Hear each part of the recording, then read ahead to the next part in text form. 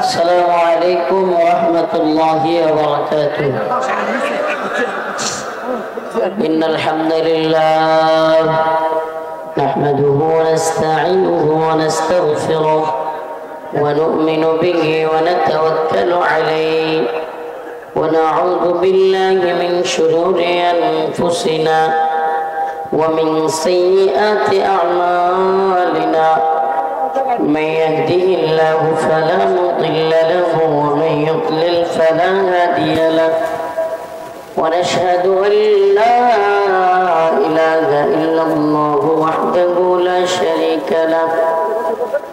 أما بعد فأعوذ بالله من الشيطان الرجيم. بسم الله الرحمن الرحيم. قد أفلح المؤمنون الذين هم في صلاتهم خاشعون والذين هم عن اللغو معرضون والذين هم للزكاة فاعلون والذين هم لفروجهم حافظون إلا على أزواجهم أو ما ملكت أيمانهم فإنهم غير ملومين. فمن ابتغى وراء ذلك فأولئك هم العادون. صدق الله مولانا العظيم وصدق رسوله النبي الكريم ونحن على ذلك من الشاهدين والشاكرين والحمد لله رب العالمين. সকলে একটু দরুদ শরীফ পড়ি। আল্লাহুম্মা সাল্লি আলা محمد وعلى آل محمد كما صليت على إبراهيم وعلى آل إبراهيم إنك حميد مجيد. اللهم بارك على محمد وعلى آل محمد كما باركت على إبراهيم وعلى آل إبراهيم إنك حميد مجيد. ফয়জুল উলুম কওমি মাদ্রাসার হাফেজ ছাত্রদের পাগড়ি প্রদান উপলক্ষে সাগরদিঘি ঘাটাইল টাঙ্গাইলের আজকের এই বার্ষিক ওয়াজ মাহফিলে সম্মানিত উলামায়ে কেরাম, মুরব্বিয়ানে ইজম, প্রিয় যুবক ভাইরা, স্নেহের ছোট ভাইরা, রব্বি কাবার দরবারে অসংখ্য অগণিত শুকরিয়া যে মহান রব্বুল আলামিন আপনাকে আমাকে এই গভীর রজনীতে কোরআন সুন্নাহর কিছু কথা বলবার এবং শুনবার তৌফিক দান করেছেন। সেজন্য অন্তরের অন্তঃস্থল থেকে কালিমাতুশ শুকর আদায় করে স্বতঃস্ফূর্ত আওয়াজ করে বলি আলহামদুলিল্লাহ। প্রিয় উপস্থিতি, আমি আপনাদের সামনে সূরাতুল মুমিনিনের প্রথম কয়েকটা আয়াত কারিমা তিলাওয়াত করেছি। সূরাতুল মুমিনুন এর কয়েকটা আয়াত কারিমা তিলাওয়াত করেছি। আল্লাহ রাব্বুল আলামিন যদি তৌফিক দান করেন উক্ত আয়াতগুলোকে সামনে রেখে কয়েকটা কথা বলবার চেষ্টা করব। ওয়া তৌফিকি ইল্লা বিল্লাহ। প্রিয় উপস্থিতি, রাত গভীর হয়ে গিয়েছে। আমাদের সবচেয়ে বড় সমস্যা যেটা, গভীর রাত পর্যন্ত প্রোগ্রাম শুনে ফজরের নামাজ পড়ি না। এজন্য আমি আজকের আলোচ্য বিষয় নিয়েছি মুমিনের সফলতা কোন পথে। আলোচনার বিষয় কি? মুমিনের সফলতা কোন পথে। মুমিন মুসলমান যারা আমরা, আমরা কি লক্ষ টাকার চাকরি কিংবা কোটি টাকা দামের গাড়ি, বড় বাড়ি, সুন্দরী নারী, এগুলো যদি পেয়ে যায় তবে কি আমি সফল? না কইতেছেন কেন? এই দুনিয়াদাররা বর্তমান পৃথিবীতে আপনাদের এলাকায় যে 100 কাঠা জমির মালিক, তার চাইতে বড় সফল কেউ আছে? এলাকায় ফুটানি নিয়ে চলে, যার ছেলে লাখ টাকা বেতনের চাকরি করে, তার আশপাশে যাওয়া যায় না। যার টাঙ্গাইল শহরে একটা বাড়ি আছে, তার দ্বারে কাছেও যাওয়া যায় না। কথা বল না? আর যদি আওয়ামী লীগের বড় কোনো নেতা হয় তাহলে তো উপায় নাই। প্রয়োজন না, এখন আওয়ামী লীগ না, এখন বিএনপির বড় নেতা হইলে উপায় নেই। ঠিক কি ঠিক না? তো এটাই তো সাইজ, তো এটাই যে আমরা নিজেকে কোনো একটা ভালো অবস্থানে থাকলে, দুনিয়াবি টাকা পয়সা, গাড়ি বাড়ি কিংবা একটু যশ খ্যাতি থাকলে নিজেকে অনেক বড় সফল মনে করি। ঠিক কি ঠিক না? কোন ব্যক্তি যদি দুনিয়াতে নিজেকে সফল মনে করে বসে যে আমি সফল, অন্য সবাই ব্যর্থ, এই পৃথিবীতে এমন কেউ নাই যে তার নসিহা দিলে সে নসিহা গ্রহণ করবে। কেন গ্রহণ করবে না? কারণ সে নিজেকে সফল মনে করে বসে আছে। সে কি মনে করে বসে আছে? যে আমি সফল। 1 লক্ষ ভিউ হয় টিকটকার, তার ফেসবুকে, লাইকিতে, টিকটকে সে একটা ভিডিও দিলে 1 লক্ষ ভিউ হয়। ওই জাক্কা চুলের ছেলেটা, সেও নিজেকে সফল মনে করে বসে আছে। এলাকার মধ্যে সিগারেট খায়া ঘুরে, যা মন চায় ভিডিও করে, মানুষ একটু দেখে, ফেসবুক থেকে তার কিছু টাকা ইনকাম হয়। সে এমন সফল, মুরব্বীদের কথাও শুনে না, কারো কোনো কথা শুনবার টাইম নেই। এমনকি সাধারণ যে ছেলেটা আছে, ছাত্রটা আছে, স্কুলে যায়, পড়াশোনা করে, বাবা মার কথা শুনে, সেটাও হতাশায় নিমজ্জিত হয়। হায়রে, আমার আইডিতে লাইক করে না 100, এর আইডিতে দেখা যায় 1 লক্ষ ফলোয়ার। এখন যে গাঞ্জা খায়, সিগারেট খায়, চুল রাখে, বেয়াদবি করে, সে হয়ে গেছে গা ওই ভদ্র ছেলের আইডল। ওই ভদ্র ছেলে নিজের মনে করতেছে আমি মূল্যহীন, আমি ব্যর্থ জীবন যাপন করি।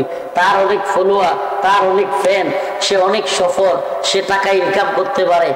এমন অনেক ছেলে আছে, লেখাপড়া করেছে, শিক্ষিত হয়েছে, কিন্তু চাকরি পাচ্ছে না। দিন শেষে এমন যারা আছে উগ্র, বদমেজাজি, কিন্তু বাজে ভিডিও করে, সিগারেট খেয়ে এলাকায় নেতামি করে, ওদেরকে দেখা এই ভদ্র ছেলেটাও হতাশায় নিমজ্জিত হয়। হায় হায় রে, আমার চাইতে মনে হয় সে ভালো অবস্থানে। অথচ ওই জাকরা চুলের, সিগারেট খাওয়া, এলাকার মুরব্বীদের কথা না শোনা ছেলেটা, সে কি সফল? সফল। এলাকার মধ্যে বিরাট বড় মাতবর, মানুষ তারে দরবারে ডাকে, এরে দরবারে না ডাকলে দরবার হয় না, কিন্তু মদ খায়, নেশা করে। এই লোক কি সফল? টাকা পয়সার অভাব নাই, সাগর দিঘি এলাকায় অনেক জমি জমা, ভাই বাইস্তা, পুত্র সন্তান মিলায় অনেক লোক। সে ডাক দিলেই সাগর দিঘিতে 50-60 জন, 100 জন লোক আইসা লাঠি নিয়ে হাজির হয়। সে কি সফল? এই যে আজকের আলোচনার বিষয় এটা, এই দুনিয়াবি হাইসিয়তে লক্ষ টাকার চাকরি, কোটি টাকার বাড়ি গাড়ি থাকলে কিংবা বিজনেস থাকলে নিজেকে মানুষ সফল মনে করে।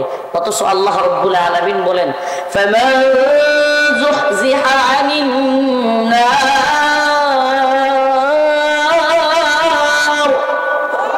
ওয়া উদখিলাল জান্নাতা ফাকাদ ফাজ ওয়া মাল হায়াতুদ দুনিয়া وما الحياة الدنيا إلا متاع الغرور। আমার আল্লাহ রাব্বুল আলামিন বলেন, তোমরা দুনিয়াতে লক্ষ টাকার চাকরি পেয়ে, কোটি টাকার বাড়ি করে, গাড়ি করে, সুন্দরী নারী পেয়ে নিজেকে সফল মনে করতে পারো, কিন্তু আমার রব আল্লাহ তিনি বলেন এগুলো সফলতা নয়। মুমিনের প্রকৃত সফলতা হলো ফামান যুহজিহা আনিন নার, যে ব্যক্তি নিজেকে জাহান্নামের আগুন থেকে মুক্তি প্রাপ্ত করলো, জাহান্নামের আগুন থেকে মুক্তি পেল, উদখিলাল জান্নাতা ফাকাদ ফাজ, এবং জান্নাতে প্রবেশ প্রবেশ করতে পারলো সেই হলো আল্লাহর দৃষ্টিতে সফল। আল্লাহর দৃষ্টিতে সফল কারা? লক্ষ টাকার চাকরি করনেওয়ালারা, কোটি টাকার বাড়ি গাড়ি করনেওয়ালারা। হ্যাঁ, আপনাদের এই টাঙ্গাইলের একজন মন্ত্রী আজকে দীর্ঘ 15-16 বছর যাবৎ কারাগারে, আমার পাশের রুমে ছিল, পাশাপাশি থাকতাম, ভদ্রলোক, ভালো লাগছে আমার। আব্দুল সালাম পিন্টু, গোপালপুর বোয়াপুরের এমপি এবং সাবেক শিক্ষামন্ত্রী বিএনপির আমলের, আজকে কত বছর যাবৎ মন্ত্রী, আজকে কোথায় উনি? উনারটা বাদ দেন, নতুন করে যেগুলো মন্ত্রী ছিল খুব মাতবরি করছিল, লাফালাফি ফালাফালি করছিল, এগুলো আজকে কোথায়? তাইলে মুমিনের সফলতার পথ এই দুনিয়ায় টাকা পয়সা বাড়ি গাড়ি কিংবা নেতৃত্ব হাসিল করা নয়। মুমিনের সফলতার পথ হলো আল্লাহর জাহান্নাম থেকে রক্ষা পাওয়া এবং জান্নাতে প্রবেশ করতে পারা। সুবহানাল্লাহ।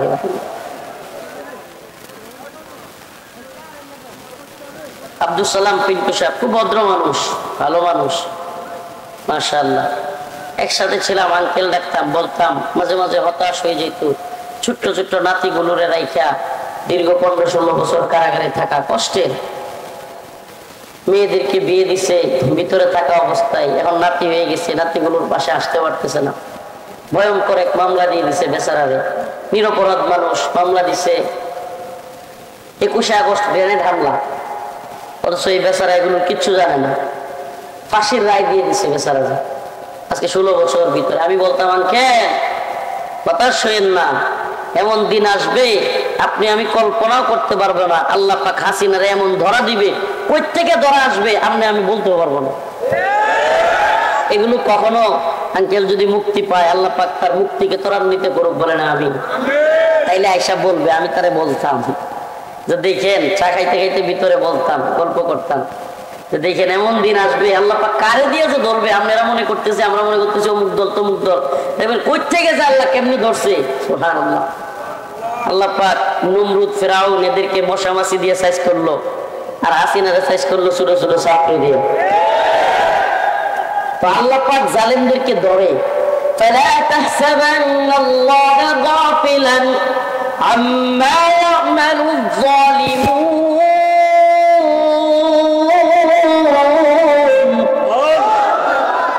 আল্লাহ রাব্বুল আলামিন বলেন, জালেমরা যেন আমি আল্লাহকে জুলুমের ব্যাপারে গাফেল না মনে করে।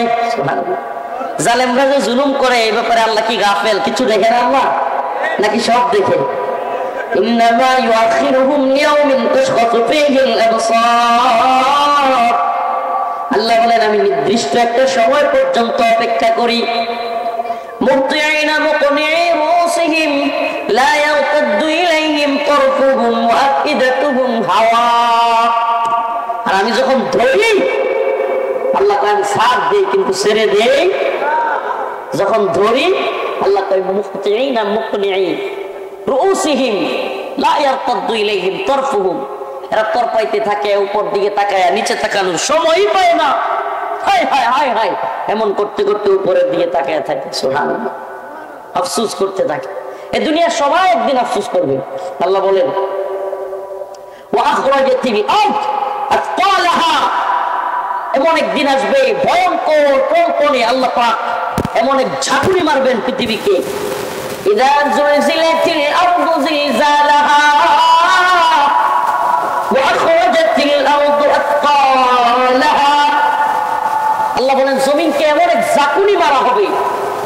যখন ঝাঁকুনি আসবে, আখরাজাতিল আরদ, জমিনের সব মূল্যবান জিনিস বের হয়ে যাবে।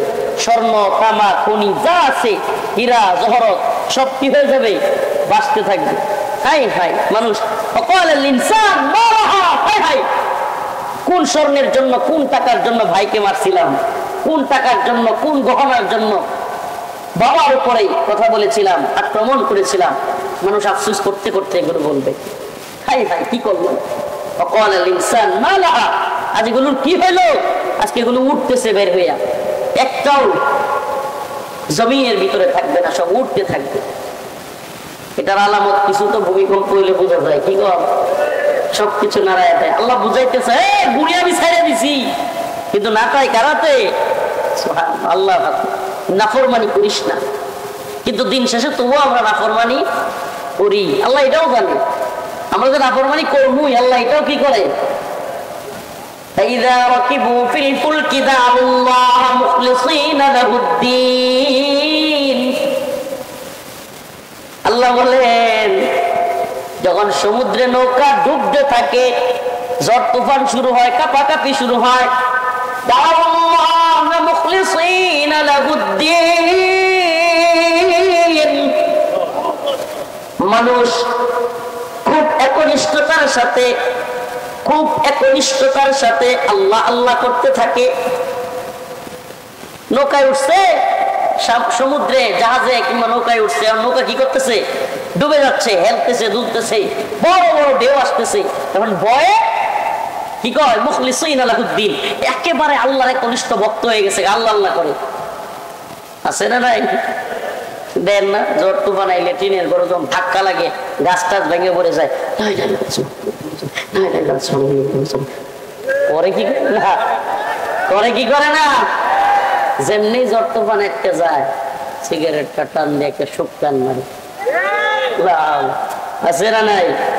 فلما نجاهم إلى البر إذا هم يشركون।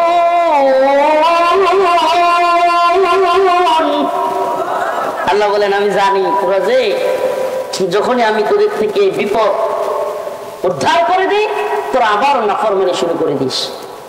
তাহলে আমরা আল্লাহ পাকের নাফরমানি করব নাকি আল্লাহর হুকুম পালন করব?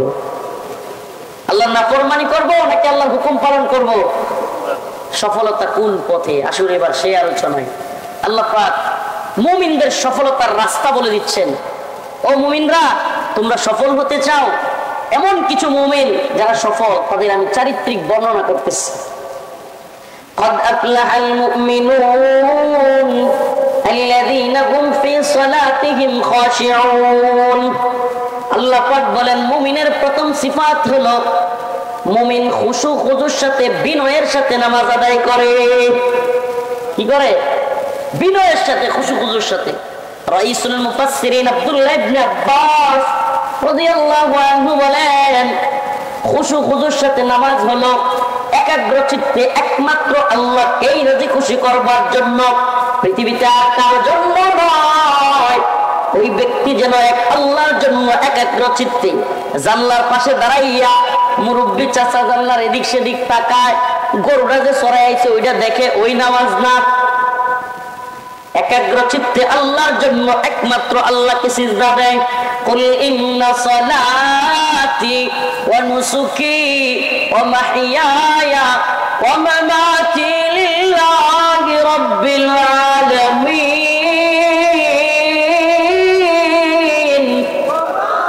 কুল ইন্না সালাতি ওয়া নুসুকি ওয়া মাহইয়ায়া ওয়া মামাতি লিল্লাহি রাব্বিল আলামিন।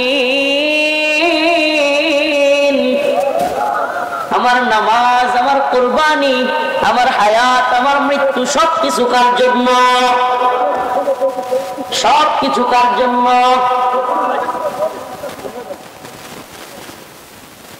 কথা করার সময় ঘুমাই না,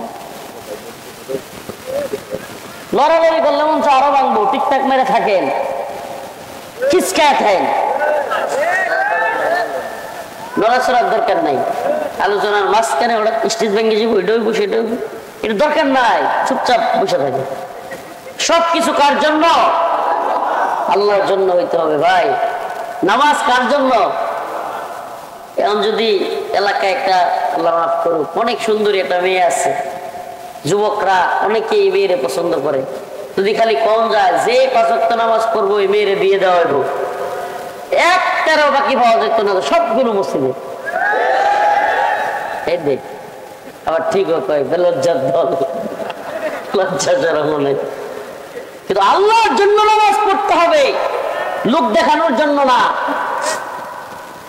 কোন এক সালাফ বলেছিলেন, যদি সুপাত্র মেয়ের জন্য ভালো পাত্র খুঁজতে চাও, এই শীতের দিনে ফজরের নামাজের কাতারে যাও। যদি ভালো পাত্র খুঁজতে চাও তোমার মেয়ের জন্য, তাহলে এই শীতের দিনের ফজরের সালাতে যায় দেখো কোন ছেলেটা নিয়মিত 5 ওয়াক্ত নামাজ পড়ে। মনে রাখবা, যে যুবক এই যৌবন বয়সে তার রবের হুকুম, তার রবের কথাগুলো পালন করে, সেই ছেলে কখনো ধোঁকাবাজ হবে না। এই ছেলেটা সবকিছুর যায় সে তার রবের হক আদায় করে, সেই তোমার মেয়ের হক আদায় করবে। অনেকে আমাদের কাছে বিচার দেয়, হুজুর ছেলেটা কথা শুনে না, মেয়েটা কথা শুনে না, হুজুর ঘরে বউ আমার কথা শুনে না। আমরা তাদেরকে বলি, তুমি তোমার মালিকের কথা শোনো না, তোমার অধীনস্থরাও তোমার কথা শুনে না। আমরা আমাদের মালিকের কথা শুনলে সালাফদের ইতিহাস এমন পাওয়া যায়, ছাগল ওনারা সাহাবায়ে কেরাম কিংবা রাসূলদের ইতিহাস পড়লে এটাই পাওয়া যায়, ওনারা বকরি লালন করতেন। আম্বিয়া আলাইহিস সালাম প্রায় সকলেরই দুইটা সুন্নাহ কমন, দুইটা সুন্নাহ কমন, বকরি পালন করা, মিসওয়াক করা, দুইটা সুন্নাহ। কয়টা? অনেক আম্বিয়া আলাইহিস সালামের ইতিহাস পড়লেই পাওয়া যায় ওনারা বকরি লালন করতেন আর কি করতেন? মিসওয়াক করতেন। 100-এর উপরে হাদিস আসছে মিসওয়াকের জন্য। সুবহানাল্লাহ। মিসওয়াকের অনেক ফজিলত, যেহেতু কথাটা চলে আসছে বলে দিলাম। মিসওয়াকের অনেক ফজিলত, অনেক ফজিলত। কিছু মানুষ তো আছে নামাজে এদের পাশে দাঁড়াইলে হাই রে আল্লাহ, নামাজে সিজদা দিতে গেলে মন রাখবে আল্লাহ সাইরাতে মাকাইন্দা বসি দৌড় দিই, এরপর আছে না নাই? সিজদা দিতে গেলে দুর্গন্ধ এমন অবস্থা হয়, সাইরাতে মাকাইন্দা বসি, সিজদা তো এমন হয় দৌড় দিয়ে ভাগি। কখনো মিসওয়াক করে না, অথচ নামাজের আগে আমাদের কি উচিত ছিল? মিসওয়াক, বেশি বেশি মিসওয়াক করবো। আল্লাহ পাক আমাকে এবং আপনাদেরকে সবাইকে মিসওয়াকের আমল করার তৌফিক দান করুন। তো যে কথা বলতেছিলাম, সফলতার প্রথম রাস্তা আল্লাহ পাক বলেছেন, আল্লাযীনা হুম ফি সালাতিহিম খাশিউন। সফল মুমিনরা খুশু খুজুর সাথে, বিনয়ের সাথে নামাজ পড়ে। কিসের সাথে? কিসের সাথে? বিনয়ের সাথে নামাজ মানে কি? একাগ্র চিত্তে। আমাদের অবস্থা কি? নামাজের মসজিদে শুক্রবার আইলে সারা সপ্তাহ তো যাই না, আল্লাহ মাফ করুক, সপ্তাহের ব্যবধানে শুক্রবারে যাই, তাও কি সবার লাস্টে যাওয়ার প্রতিযোগিতায় নামি, কেমনে আমি আইসামি করতে করতে সবার শেষে যেতে পারবো। আবার আসার সময় মসজিদের জুতা লয়ে যে পারাপারি শুরু হয়, ধাক্কা ধাক্কি, কে কার আগে বাড়িব, মনে হয় ভিতরে তারে মারতেছে। বের হওয়ার পরিস্থিতিটা হুজুর এমন হয় যে মসজিদের গেইটে জুতা নিয়ে এমন পারাপারি করে যে মনে হয় এতক্ষণ পর্যন্ত ভিতরে তারা দূরে কেউ মারছে, দৌড়ে পালাইতে হবে। কি অবস্থা আমাদের! অথচ উচিত কি ছিল? যতক্ষণ বেশি আমি মসজিদে থাকতে পারি। নিফাকের একটা আলামত বলে দেই, নাউজুবিল্লাহ। মুনাফিকের অনেকগুলো আলামতের মধ্যে একটা হলো মসজিদে বেশিক্ষণ থাকতে না পারা, শরীর জ্বালাজালি শুরু হয়ে যায়, কখন বেরোবো, কখন বেরোবো। আল্লাহ তাআলা আমাদেরকে সমস্ত নিফাকের চরিত্র থেকে হেফাজত করুক। আর হুজুর বলেন আমিন। চাচা নামাজ পড়তে গেছে, জানলার পাশ দিয়া মাঝে মাঝে এমন করে। কাহিনী কি? জানা গেল চাচার জানলার পাশে একটা গরু বান্ধে থুয়েছে। এমন নামাজিও আছে, আছে না নাই? তো আমরা কি এমন নামাজি হবো না একাগ্র চিত্তে আল্লাহর জন্য নামাজ পড়বো? জুলফিকার আলী নকশবন্দি ওনার একটা কিতাবের মধ্যে পেয়েছিলাম, তুমি এমন ভাবে নামাজ পড়ো যে তুমি একটা মরুভূমিতে নামাজ পড়তেছো। কোথায়? মরুভূমিতে কিংবা একটা বনে, জঙ্গলে ছাগল পাল তুমি ছড়াইয়া দিছো, কিংবা গরু, উট, এখন তুমি নামাজে দাঁড়াইছো। তোমার মনে কি এটা কখনো আসবে যে আমি নামাজ পড়তেছি, ছাগল গুলো আমার বাহবা দিবে? তারা মনে হয় বুঝাইতে পারিনি। ছাগল কিংবা গরু আপনারে বাহবা দিবে, এই কথা কি কল্পনাতেও আসবে? সেম ভাবে জুলফিকার আলী নকশবন্দি উনি বলেন তুমি এমন ভাবে নামাজে দাঁড়াও, হাজার হাজার মানুষ তোমার সামনে, কিন্তু ওই ছাগল তোমাকে বাহবা দিবে এটা যেমন মনে আসবে না, হাজারো মানুষের সামনে নামাজে দাঁড়াইলেও কারো বাহবা পাওয়ার আশা তোমার অন্তরে আসবে না। এটাকে বলে খুশু খুজুর সাথে একাগ্র চিত্তে আল্লাহর জন্য নামাজ। এই নামাজকে কি বলে? একাগ্র চিত্তে আল্লাহর জন্য নামাজ।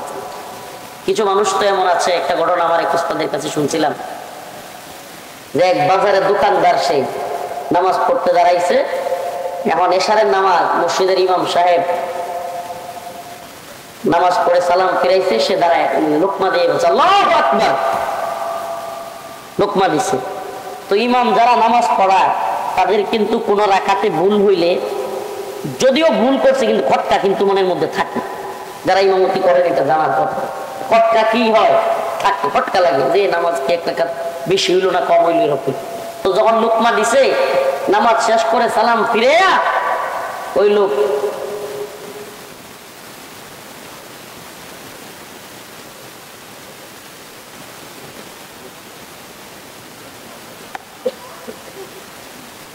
কি কয়, হ্যাঁ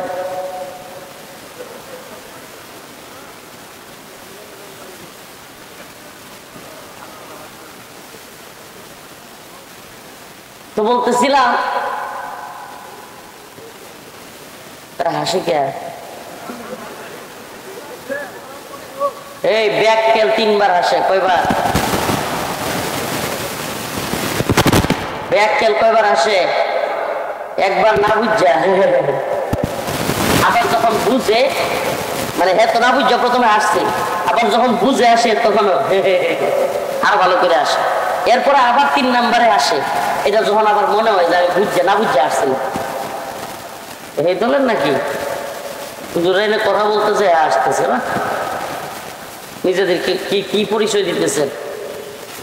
উনি আমার উস্তাদ, আজকে ওনার জন্য প্রোগ্রাম পাইছেন, উস্তাদের জন্য এখানে আসা, উস্তাদের কথা রাখতে গিয়ে হুজুর একটা কথা বলতেছেন, আপনাদের মঙ্গলের জন্যই বলছেন। আল্লাহ পাক আমাদের বুঝার তৌফিক দান করি। আরো জোরে বলেন আমিন। রাত্র গভীর হয়ে গেছে, কথাগুলো মনোযোগ দিয়ে শুনুন। তো আমরা নামাজ পড়বো কার জন্য? এক এক প্রতিটা আল্লাহর জন্য। এরপরে মুমিনের 2 নাম্বার সিফাত, সালাতিহিম খাশিউন ওয়াল্লাযীনা হুম আনিল লাগবি মুরিদুন।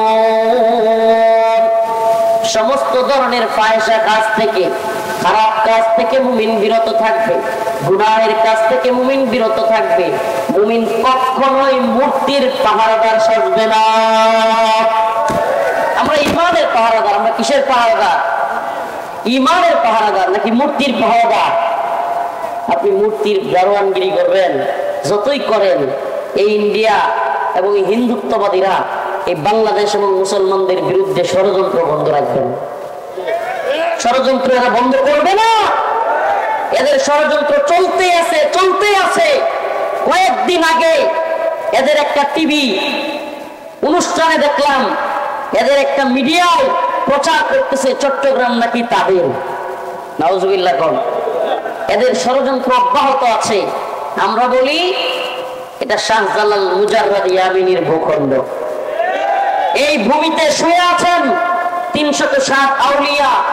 এই ভূখণ্ডের দিকে যদি কেউ দৃষ্টি দিতে চায়, আমরা পাকিস্তানের দালালি মানি নেই। ওই আপনাদের টাঙ্গাইলের কৃতি সন্তান মাওলানা আব্দুল হামিদ খান ভাসানী বলেছিলেন, পিন্ডি ছেড়েছি, দিল্লিকেও গোলামি করব না। আমরা বলি পিন্ডি ছেড়েছি, দিল্লির গোলামি তো করবো না। যদি ইউরোপ আমেরিকার গোলামি আমাদের দ্বারা কেউ করাইতে চাই, আমরা ইউরোপ আমেরিকার দাসত্ব মানব না। আমরা গোলামি করব কার? আমরা একমাত্র গোলামি করব কার? হিন্দু।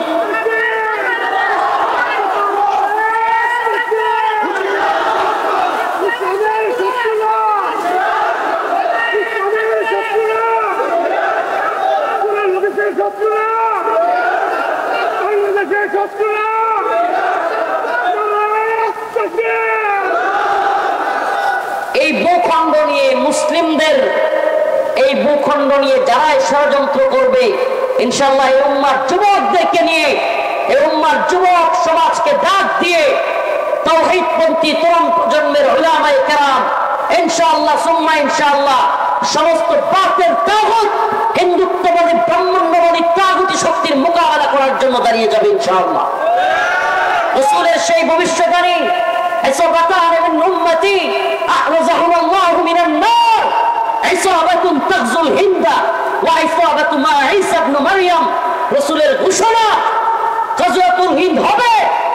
হিন্দুত্ববাদী ব্রাহ্মণ্যবাদী তাগুতি শক্তির বিরুদ্ধে মুসলমানরা এক ভয়াবহ যুদ্ধে লিপ্ত হবে, আর সেই যুদ্ধে মুসলমানরা বিজয়ী হবে। শুধু বিজয়ী নয়, হিন্দুত্ববাদী তাগুতি নেতাদেরকে কল্লা ধরে টেনে হিচড়ে মুসলিমরা বাইতুল মাকদিসের দিকে নিয়ে যাবে ইনশাআল্লাহ।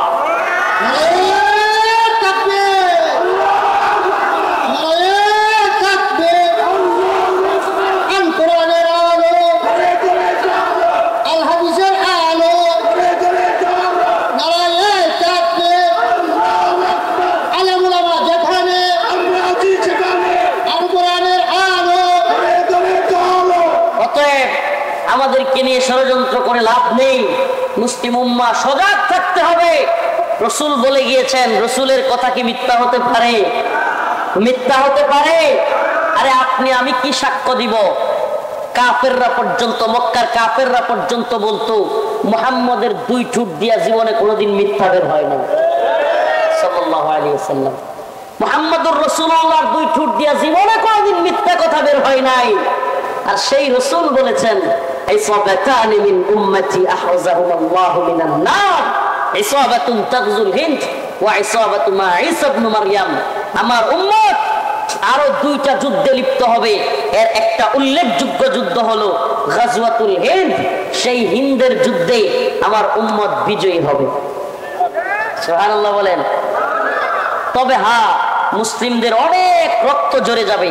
মুসলিমদের একটা কাফেলা তায়েফায়ে মানসুরা, সেই কাফেলাই হিন্দুত্ববাদীদের বিরুদ্ধে বিজয়ী হবে এবং বিজয় ছিনিয়ে নিয়ে বাইতুল মাকদিসের দিকে যাবে। ওখানে যায় দেখবে হযরত ঈসা আলাইহিস সালাম রেডি আছেন। সুবহানাল্লাহ। গোটা পৃথিবী আবার মুসলিমদের দখলে আসবে।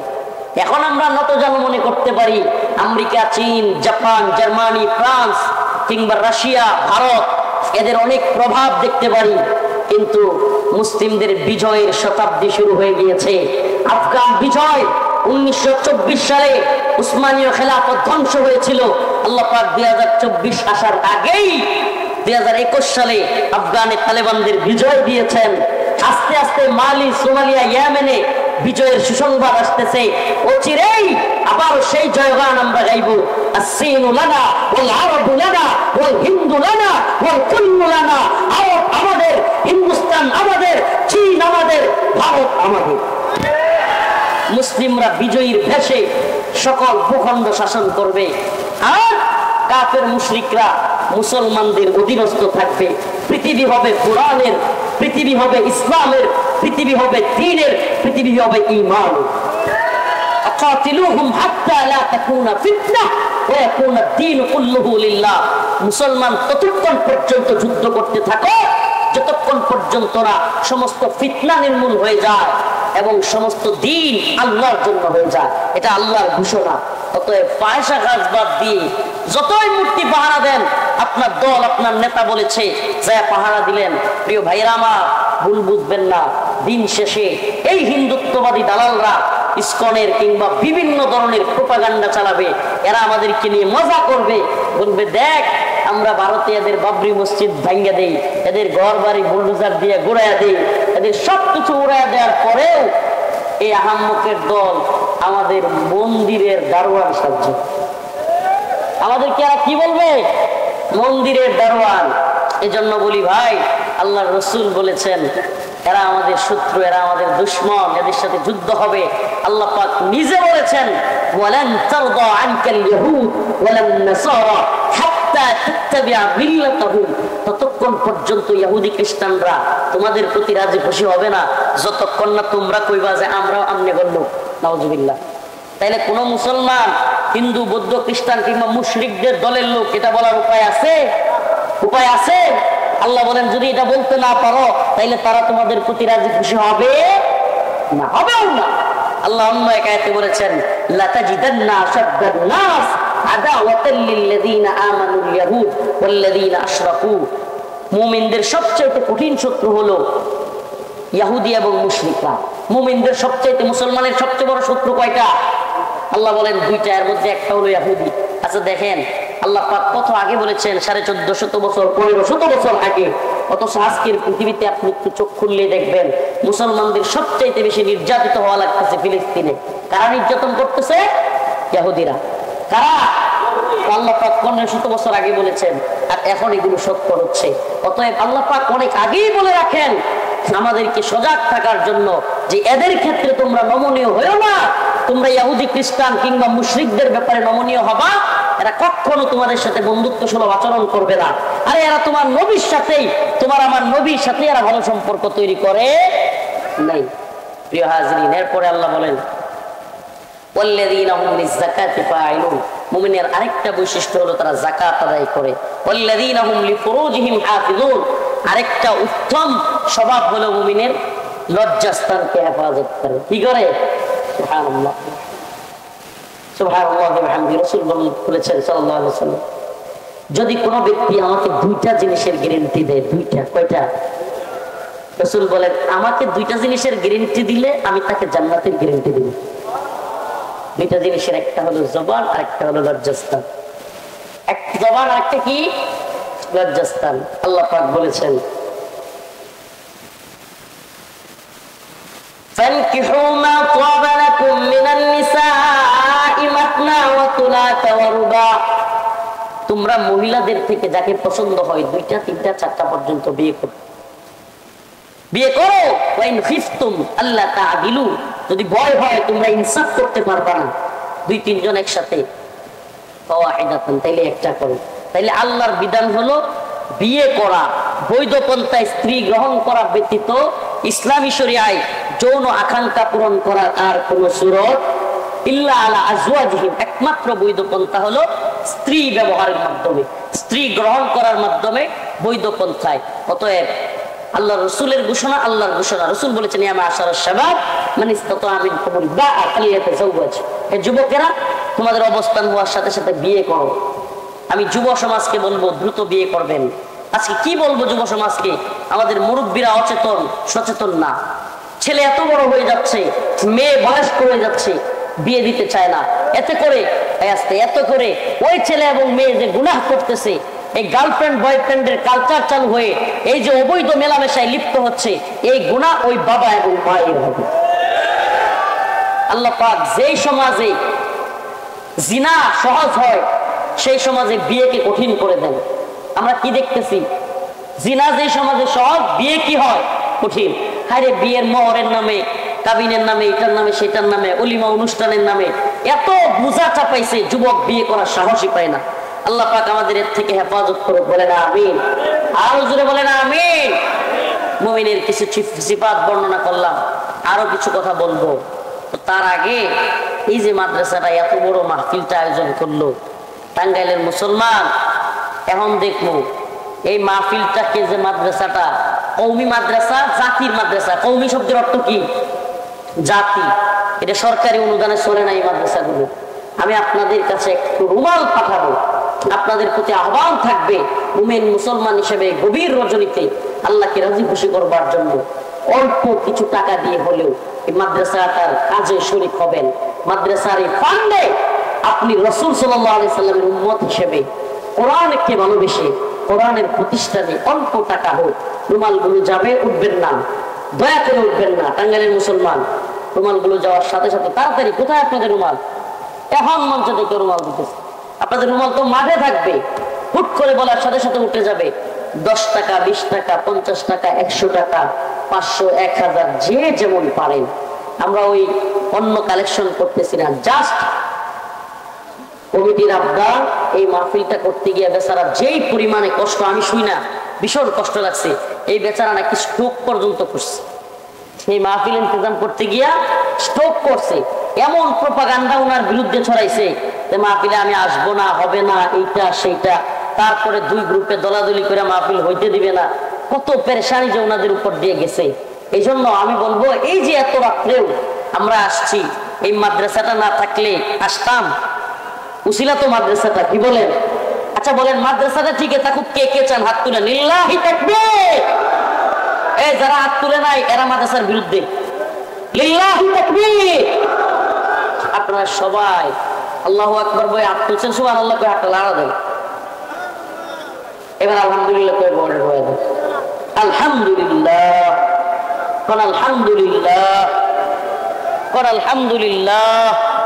আলহামদুলিল্লাহ কই হাতটা বের করে দিয়া কিছু টাকা পয়সা দিয়ে দেন, নেন আমিও কিছু দিলাম, শরিক হইলাম।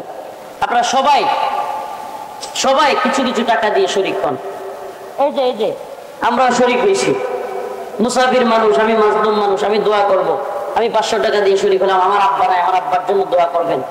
এই বাবা নাই, মা নাই, চলে গেছে সম্পদ রেখে, তুমিও খাইতে পারবা না, তোমার সন্তানরাও তোমার জন্য কবরে সম্পদ দিয়ে দিবে না, কবরে তুমি একাই থাকতে হবে।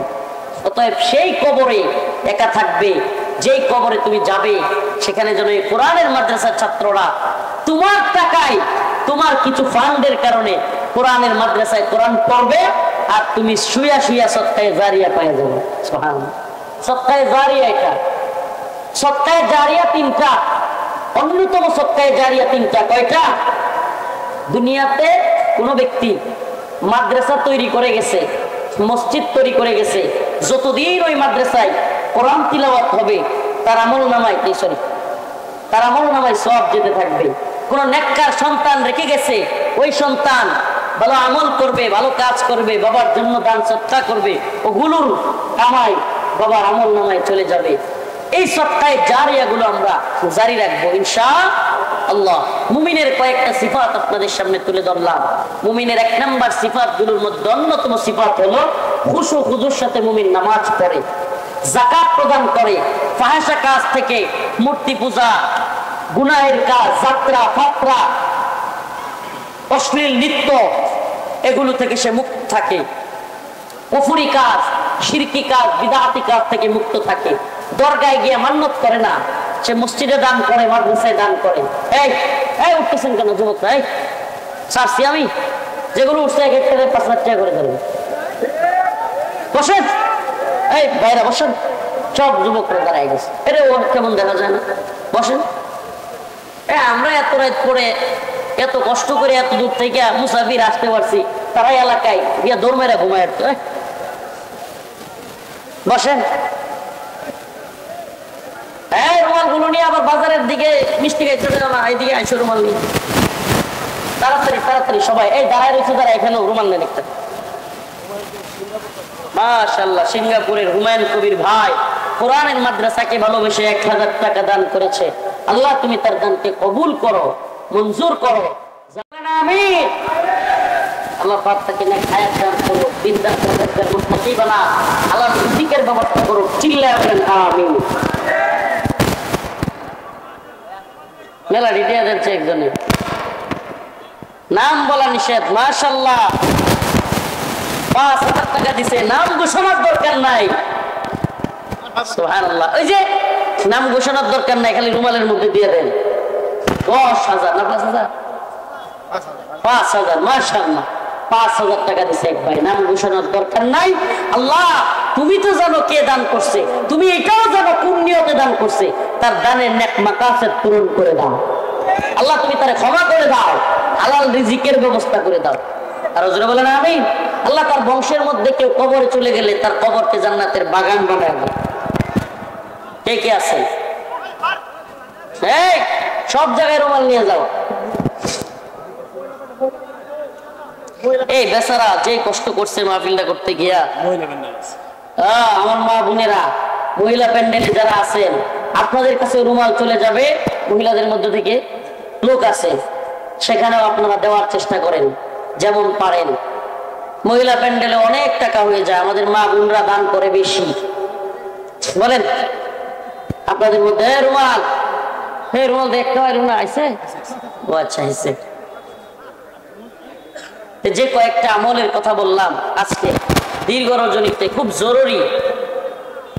এত রাত পর্যন্ত মাহফিল শুনে যদি ফজরের নামাজ না পড়েন, এই সাগর দিঘির মুসলমান, 1 লক্ষ মাহফিলকে একদিকে রাখলে আর 1 ওয়াক্ত নামাজকে একদিকে রাখলে নামাজের ওজন 1 লক্ষ মাহফিলের চাইতে বেশি হয়ে যাবে। বাংলাদেশের সব মাহফিল এক সাইডে রাখবেন আর 1 ওয়াক্ত নামাজ একদিকে রাখবেন, নামাজের ওজন বেশি হয়ে যাবে।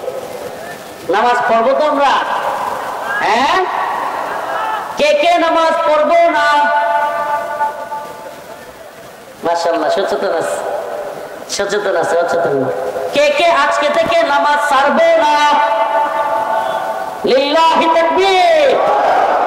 আয় আল্লাহ বলেন বলেন আয় আল্লাহ আমরা তওবা করতেছি আর নামাজ ছাড়বো না, অশ্লীল খারাপ কাজে যাব না। আস্তাগফিরুল্লাহ ওয়া আতুবু ইলাইহি। আল্লাহ তুমি কবুল করো, মঞ্জুর করো। আরেক ভাই 2000 টাকা আল্লাহ কবুল করো, মঞ্জুর করো। জানে মালে বরকত দান করো, ঈমান আমল হেফাজত করো। আল্লাহ আল্লাহ তারে দিনদার পরহেজগার মুত্তাকি বানায় দাও। তারা হলো ইয়ালকে কবরে থাকলে কবরের আযাব মাফ করে দাও, কবরগুলোকে জান্নাতের বাগান বানায় দাও, হালাল রিজিকের ব্যবস্থা করে দাও। আয় আল্লাহ আল্লাহ গো তারে আরো বেশি বেশি সম্পদ অর্জন করার তৌফিক দাও, যাতে করে দ্বীনের লাইনে খরচ করতে পারে। আরেক ভাই 500 টাকা আল্লাহ কবুল করো, মঞ্জুর করো। জানে মালে বরকত দান করো, ঈমানে আমলে হেফাজত করো। বলে না আমিন। পাগড়ি আছে ছাত্ররা নিয়ে আসে।